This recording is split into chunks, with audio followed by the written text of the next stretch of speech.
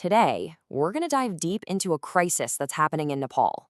It's something that's affecting a huge number of its young people, and honestly, it's holding the entire nation back. But to really get a handle on the scale of this, just imagine something for a second. What would actually happen to a country if almost a third of its entire young generation was just disconnected? Not in school, not learning a trade, not working a job.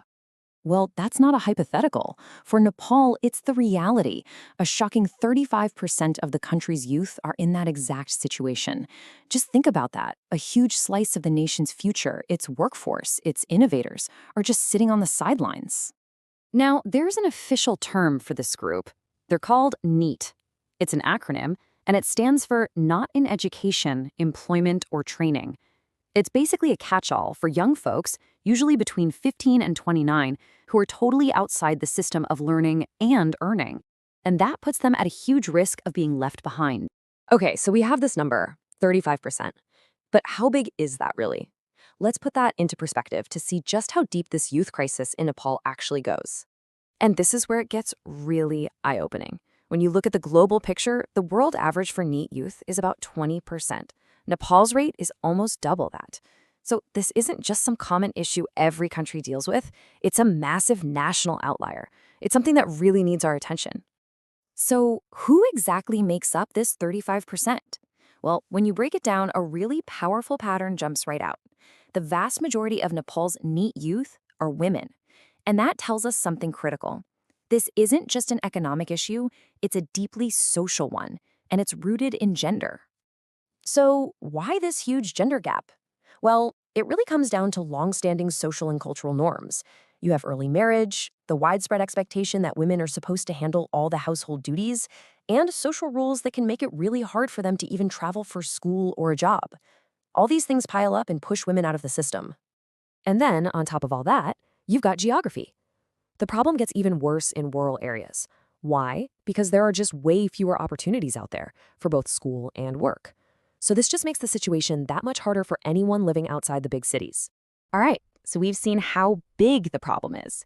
Now let's start digging into the root causes. Because if we don't understand why this is happening, we've got no shot at figuring out a way forward. I want you to just think about this one number for a second, 1,500. That's roughly how many young Nepalis leave the country every single day to find work somewhere else. This incredible daily exodus of talent, it actually hides how bad the unemployment and NEET crisis really is back home. See, the people who leave are often the most ambitious and driven, and that can leave a less skilled workforce behind, which you can imagine just makes the whole domestic problem that much harder to solve. The barriers here are really complex. On the one hand, you've got the economic side. There aren't enough jobs, the industrial sector is pretty weak, and there's this constant mismatch between what kids learn in school and what employers are actually looking for. Then you add in the social problems, like that deep-seated gender inequality we talked about, and a vocational training system that just isn't up to snuff. It's really a perfect storm. But every huge challenge also brings an opportunity. So let's flip this around.